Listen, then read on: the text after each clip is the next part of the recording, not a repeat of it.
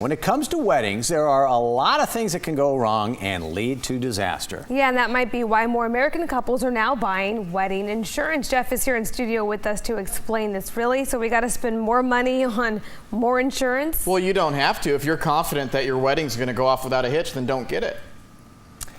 Okay. But how are you supposed to know? Hey, you know, whatever happens, happens.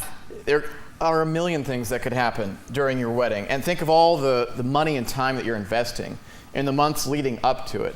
It makes sense to possibly get this insured.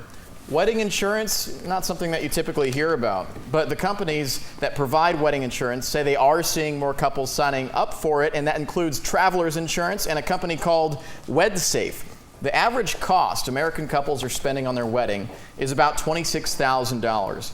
Now, insurers offer policies that cover such things as losses from extreme weather, illnesses, military deployments, vendor problems, and even those rare cases when the bride and groom get cold feet and don't show up. But one company called Fireman's Fund Insurance offers what they call change of heart insurance. This is a bit popular among parents who aren't confident that the bride or groom will follow through at the wedding.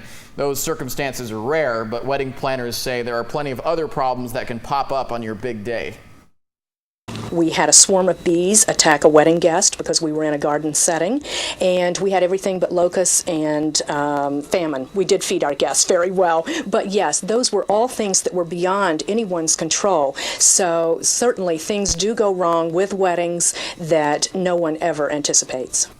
So how much will you spend? Well, one mother spent $500 for an insurance policy. It covered her daughter's $50,000 wedding last October in New Orleans. She bought it because she thought there was a possibility a hurricane could mess it up. The weather cooperated, but the limousine never showed up.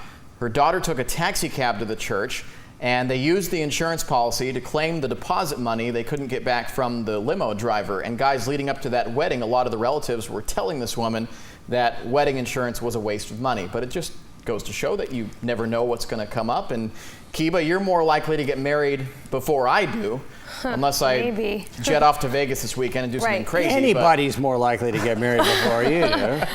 Aside from that, would you be willing to buy wedding insurance? No? I don't think so. Okay. I don't think Rob did either for his wedding. Maybe not. Yeah, the night before we got married, the minister got sick. We didn't have a minister. Then we did some last-minute shuffling, and that morning we lined somebody up. But I still remember my wife telling me as she was up at the altar, "Does he know to do this? Does he know to do that?" Yeah, so it could come in handy. You never know. I mean, I'm not totally against it. I think it's a little too new for me. I'm not ready to buy wedding insurance. And it depends where and when you're having that wedding. Yeah. True. If it's going to be on the beach during El Nino season, then maybe you might want to get it. Well, maybe don't plan that. Don't do that. Maybe I will.